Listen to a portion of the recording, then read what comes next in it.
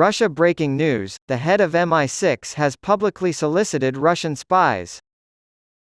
In a rare public address on Wednesday, the head of Britain's Foreign Intelligence Service made an appeal to disaffected Russians to spy for the UK. Richard Moore, while in Prague, pleaded with Russians who were wrestling with their conscience to speak out against President Vladimir Putin's regime and offered them the chance to share secrets with MI6. Moore continued by saying, "There are many Russians today who are silently appalled by the sight of their armed forces pulverizing Ukrainian cities, expelling innocent families from their homes, and kidnapping thousands of children. As their soldiers wreak havoc in a neighboring country, they can only watch in horror. Putin's justification for attacking a fellow Slavic nation is completely bogus, and they know it in their hearts," he continued. According to a Russian Foreign Ministry spokesperson, the fate of the Skripals should serve as a warning to any Russian citizens who are dissatisfied with the Putin regime and tempted to spy for Western intelligence. As for open doors and keeping secrets, maybe we'd believe you if you brought the Skripals in front of us. In a statement published on her Telegram channel on Wednesday, Maria Zakharova said, "Usually those who believe and trust you end up being destroyed by you in the first place." Former GRU officer Sergei Skripal and his daughter Yulia were poisoned in Salisbury, England in March 2018. Skripal had been convicted of treason in Russia. Russia's foreign minister, Sergei Lavrov, has said that there is a lack of evidence pointing to Russia's guilt in the case, but Moscow has denied any involvement.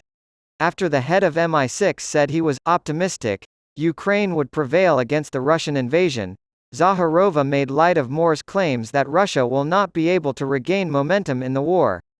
She argued that Richard Moore wouldn't be so concerned if Russia had even a little chance of regaining ground. Putin's comments come as Russian forces launch an aerial assault on the Ukrainian city of Odessa overnight Tuesday into Wednesday. A month after an armed uprising by the Russian mercenary group Wagner ended with a pardon for leader Yevgeny Prigozhin and his departure to Belarus, diplomatic tensions have escalated further as a result of Russia's decision to terminate a crucial deal that allowed the export of Ukrainian grain.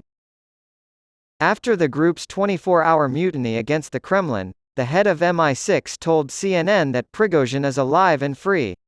He also said that Putin is obviously under pressure. According to Moore, Putin didn't really fight back at Prigozhin and instead made a humiliating deal to end the mutiny. "Something must be rotten in the state of Denmark," to paraphrase Hamlet, and he had to make this deal because of it. If Prigozhin could betray Putin, then the Wagner Group would betray the African states that are affiliated with it, he warned. The Central African Republic, Sudan, Libya, Mozambique, and Syria have all seen the presence of Wagner mercenaries. They've gotten a bad rap for human rights abuses and general gruesomeness over the years. The head of Sberbank assured Putin that the bank's artificial intelligence investments had yielded massive returns. CEO German Greff reported to Russian President Vladimir Putin on Wednesday that Sberbank, SBER, Russia's largest bank, earns about $3 billion annually from artificial intelligence, a return on investment of about 200%. Microsoft, MSFT, backed startup OpenAI's developments in generative AI have sparked optimism about the field's future applications in business and society. Without help from the West, Russia is largely on its own in developing this technology. Greff told Putin during a televised event in the Kremlin that his company annually invests around $1 billion in AI technology. And artificial intelligence returns about $3 billion a year. Putin said, "The scale is serious. This is the way of the future.